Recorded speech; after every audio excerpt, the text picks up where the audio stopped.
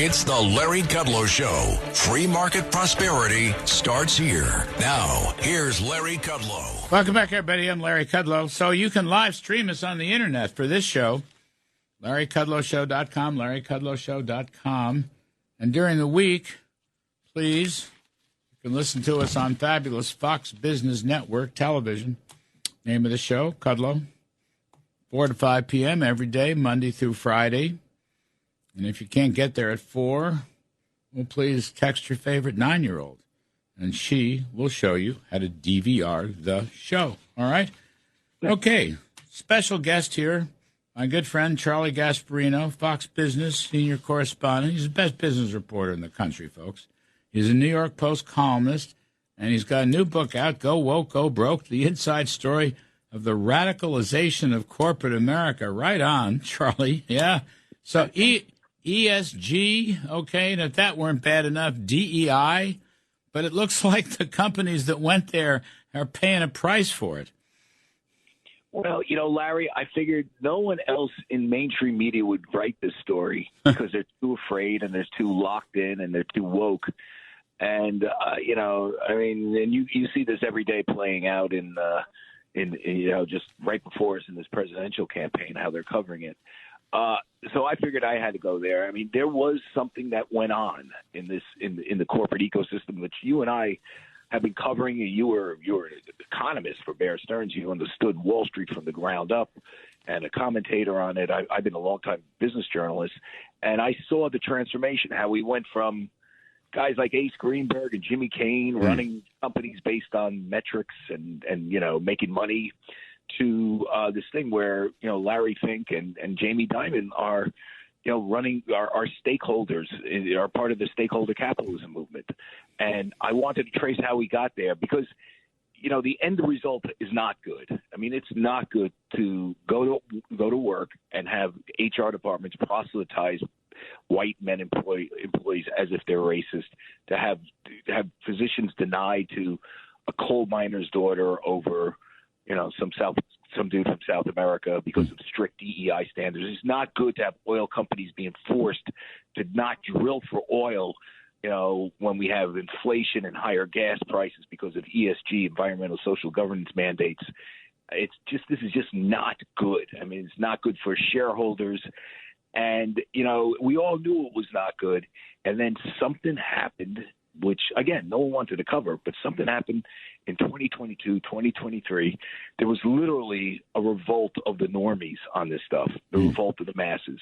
And it forced every company that went there to do an about face, and whether it's Disney, whether it's Larry Fink's BlackRock. And Larry Fink is a guy I like and admire in many ways. He built a great business, and he had the what's to sit down and talk to me about it. So you got to give him credit for that. And he's backed off it. He understands where he went too far. But it's not just him. It's Disney. It's Target. It's Budweiser.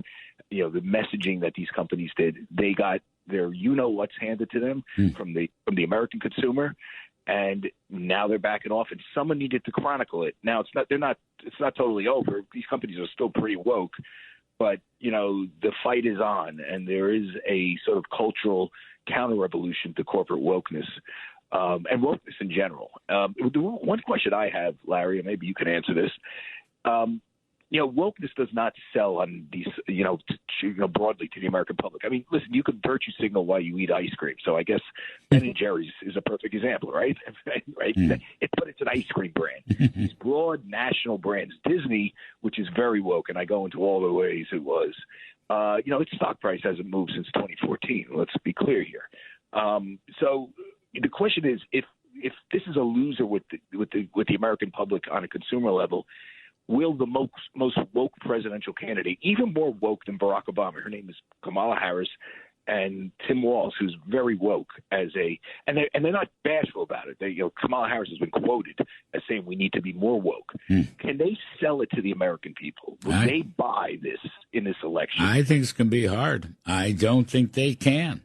I agree with you. I mean, you saw yesterday, Charlie, what you got so she comes out with this economic plan with price controls and spending $2 trillion in more deficit spending. strange things happening, like the Washington Post editorial board has come out against her. People on CNN have come out against her. Former Obama economists have come out against her. Well, I just can't imagine. This is what's baffling about her.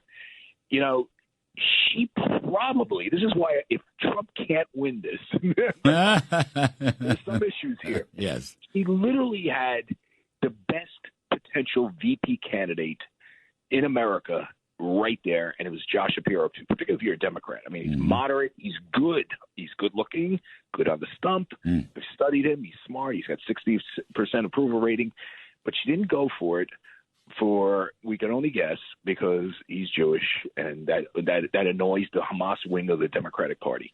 So she screws up there, and she goes with this guy Waltz, who they didn't even vet. When you read, he's like an open sore. I mean, every day is another story about him.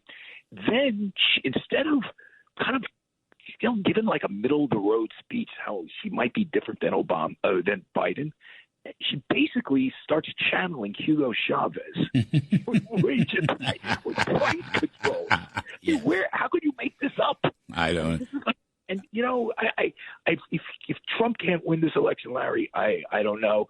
The only thing I could say, the only positive thing, I hate to be self-centered, is that Kamala Harris is going to help me sell books because she's so woke. And I talk about just how bad it is and how stupid it is. It is actually stupid if you think about it, right? Let me ask you something, though, last minute or so. It looks like the tide has turned. I mean, the Budweiser beer ad was really something. And I get into that a lot. Their sales just crashed. And you're right about Disney. And Larry Fink is backing off climate change and ESG.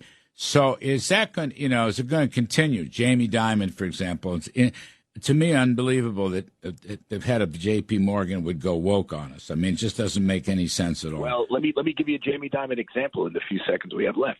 Jamie Dimon, did a $36 billion racial equity fund that no one knows where the money's going. I checked, right? This is during the George Floyd thing where everybody went really woke. He was filmed taking a knee. Yes. Picture taking a knee when he visited a bank branch in Mount Kisco. At the time, we all asked, "Why are you taking it? Is this like are you channeling Black Lives Matter here?" And they were like, "Well, write what you want." They essentially confirmed it, right? So when I went back and fact-checked the book, they said, one thing about that knee question you keep asking, Jamie is not in favor of Black Lives Matter. He was taking a knee to fit into the picture. He didn't want to obstruct the – and I was like, are you kidding me? 4 years later, it took that. Right. It took So they are backing off. It's a loser. Right. I just – and by the way, it's still in there. What I find fascinating, Larry – is that no mainstream journals would cover this hysteria. That's because you're the best business reporter in the country, and you always have been, and you're not afraid. And anyway, you're an old pal of mine, so terrific stuff. Folks, you've been listening to Charlie Gasparino, Fox Business senior correspondent. You can read him in the New York Post. And anyway, the book is Go Woke, Go Broke, the inside story of the radicalization of corporate America. Please go out and get it. That's the least you can do. Thank you, Charlie. Quick break coming up, and the other side, we're going to do some stock market work. I'm Kudlow. This is the Larry Kudlow Show.